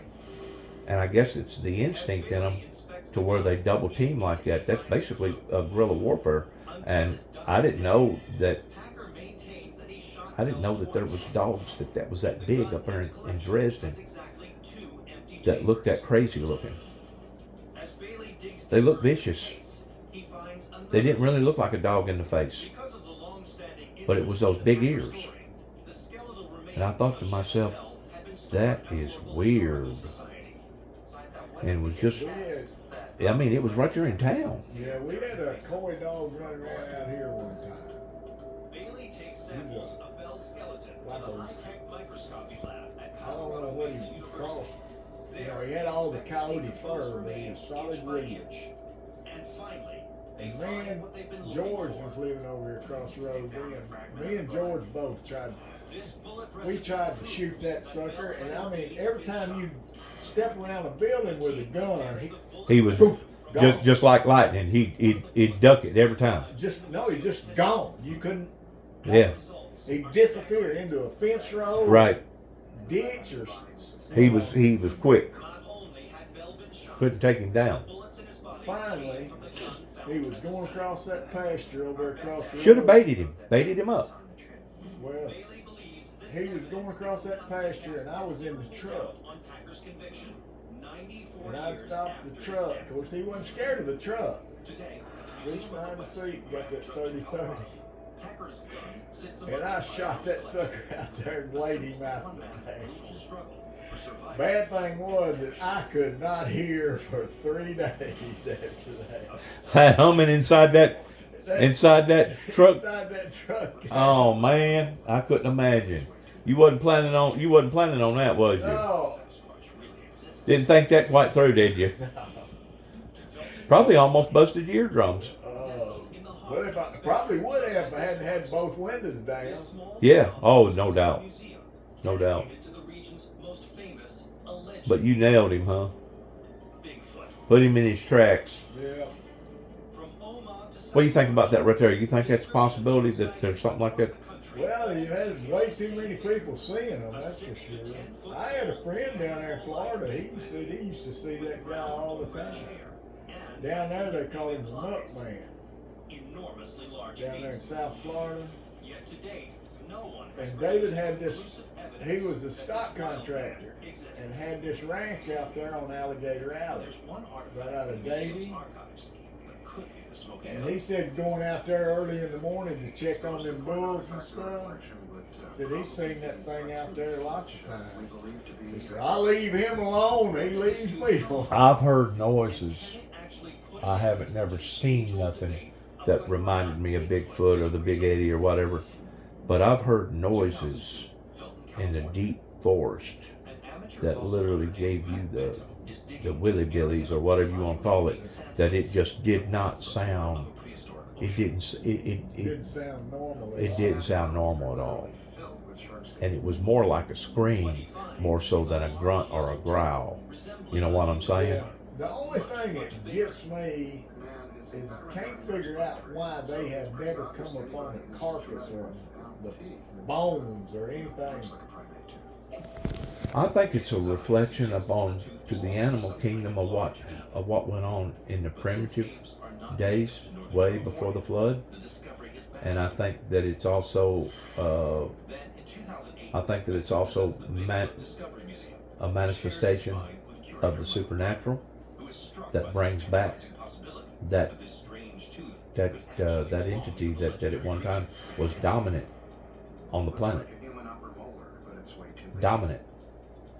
And you know, if you go back to the old Bible days, whenever Moses finally conquered by going around and around in circles for like 20 years, there was nothing unusual to find giants over there. We're talking about people that like was 8.5, 9 foot tall. Huge people. Big people. Where did those people come from? You know? Where did that DNA come from? Scientists have speculated that these orangutan-like apes grew up to 9 feet in height and would have had correspondingly large feet. 9 feet in height. Is it possible that a small contingent You run upon something like that, migrated over an ancient land? yeah, you don't run into